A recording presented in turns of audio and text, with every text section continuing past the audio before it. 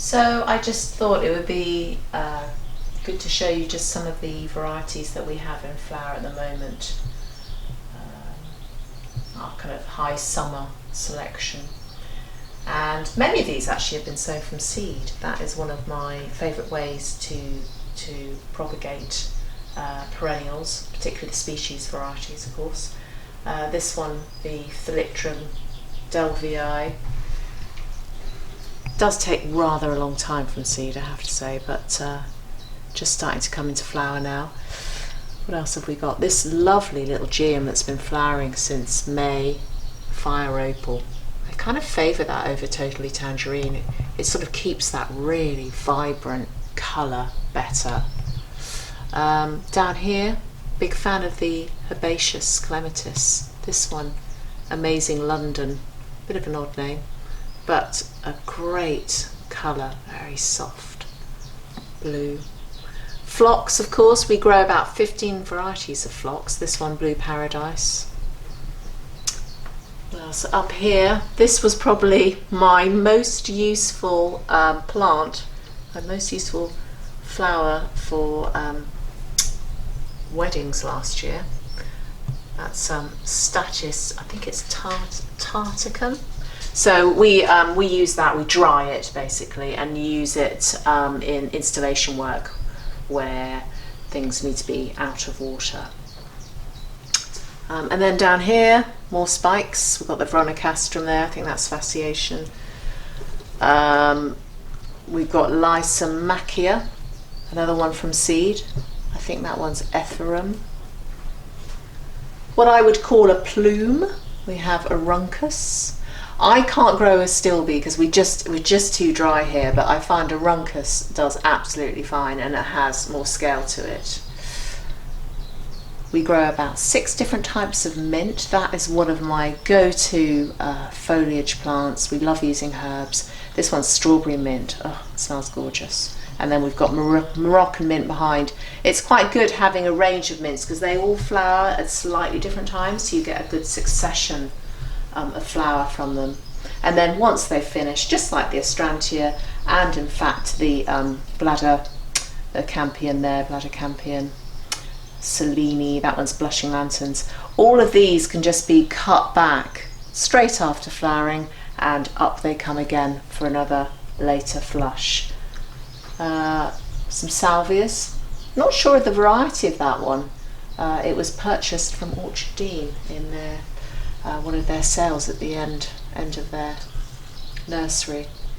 Galaga, we've got Officinalis here. That's probably my most favoured Galaga and self-seeds prolifically, so you do have to watch out for that. But we've got a bit more of a choice form next to it called Heartlandii, which really smells of coconuts. So you can see the sort of bigger flower on that one. That one has to be propagated by basal cuttings though. Scabiosa, we sow these every year, almost treating them like annuals.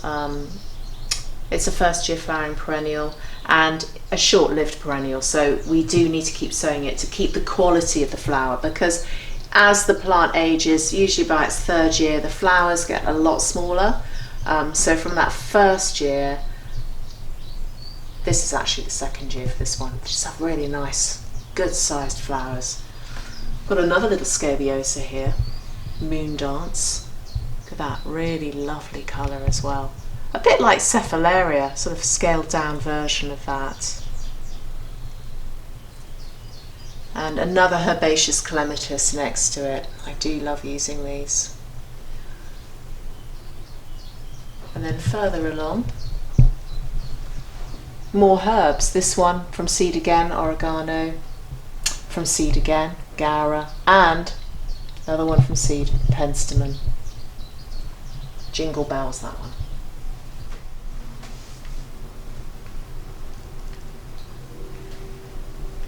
So I thought it would be quite an interesting exercise to make up a nice abundant hand-tied bouquet with just purely perennials, which is quite easy in July, to be honest, because it is peak perennial time in the cutting garden.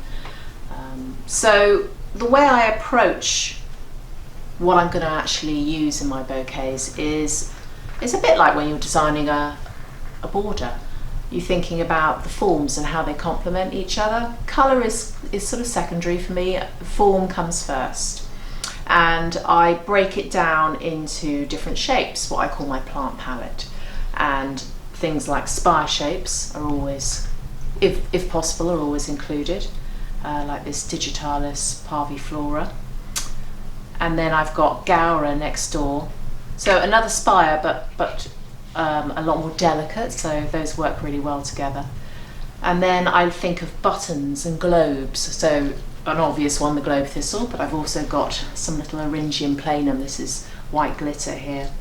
And catenache as a little button, Cupid's dart. Then I think of umbels. I know it's not really strictly an umbel, but that flat horizontal form, the Achillea is a really obvious one. We've got the Asclepiasis there.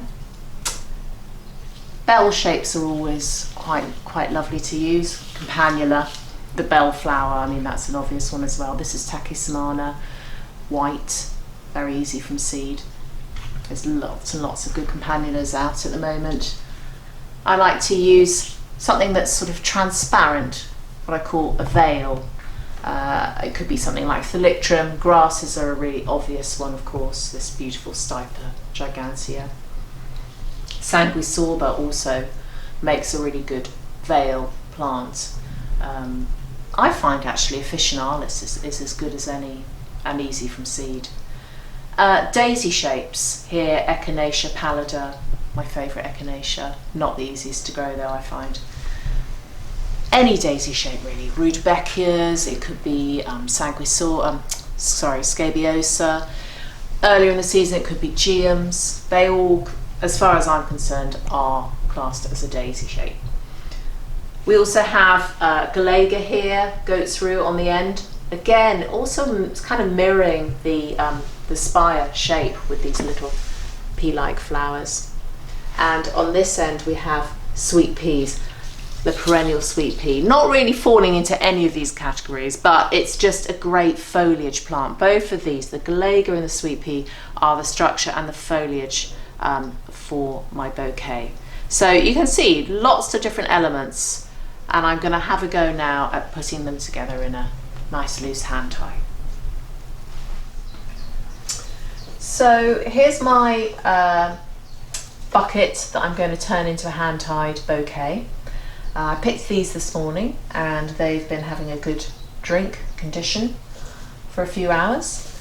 The next stage is just to get them all out onto the table and strip any of the lower leaves. So you're just really left with a half or a third of leaves on each stem, so that it's nice and clear for me to hold.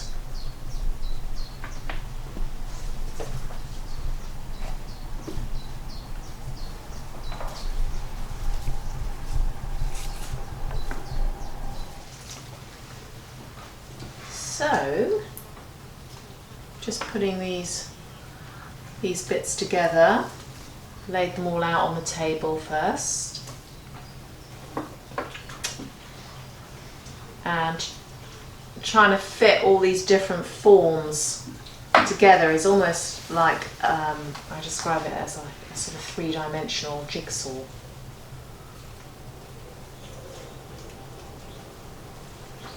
And actually by picking many of these perennials, Achillea being a good example, they're cut and come again, so it encourages them to keep flowering. Eryngium's another good example.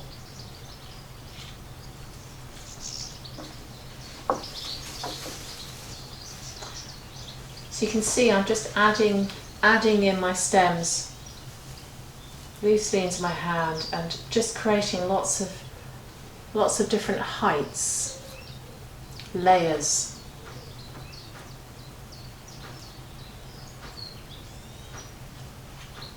And I quite, when I'm putting flowers together, I quite like to put them group them. So especially something like a focal flower like that echinacea, so it looks like it is actually growing in the border there. That's really how I arrange. I come from a garden design background originally, and I suppose that's just always been a big influence for me.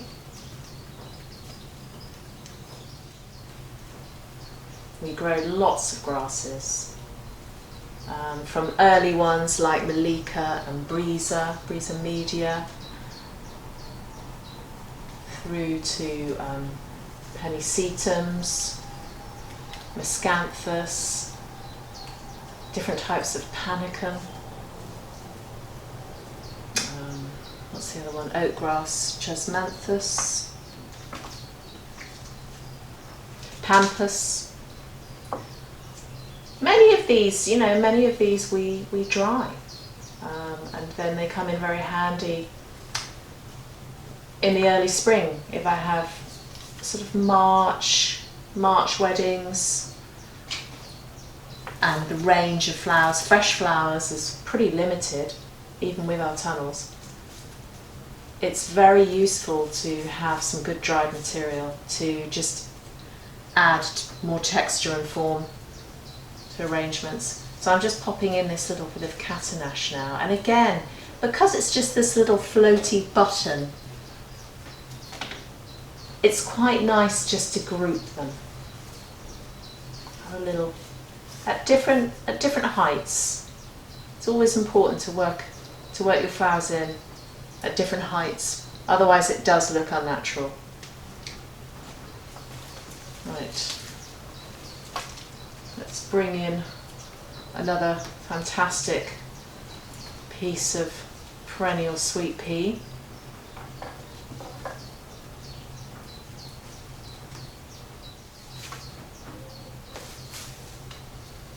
Perhaps another stiper. I'd really like to work this globe thistle in. It's quite a beefy stem, so I'm going to try and twist it in there.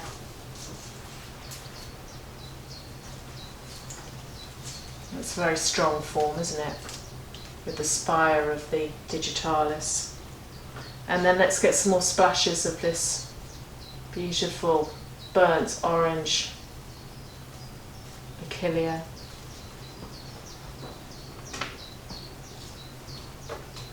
Well, I haven't used enough of this, well I haven't used any of this yet, this Scupiasis. I can see that some of these things did need a bit longer conditioning wise. Also, they could have been picked slightly too not quite ripe enough. That's another thing that can happen when you're picking flowers. There's probably too much bud going on in there and they just weren't quite ready to be picked. Right, nearly there. You know, and it's the idea is it's this garden gathered style that I'm trying to create. So it is very much a very relaxed, rustic bunch that looks like I've just had a little wander through the garden and collected up. Picked a few stems on the way. So just tying this off now. I like to use natural raffia.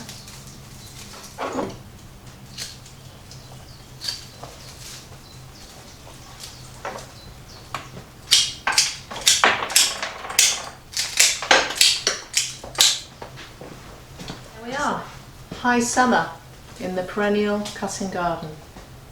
And everything in here, apart from stiper, has been grown from seed.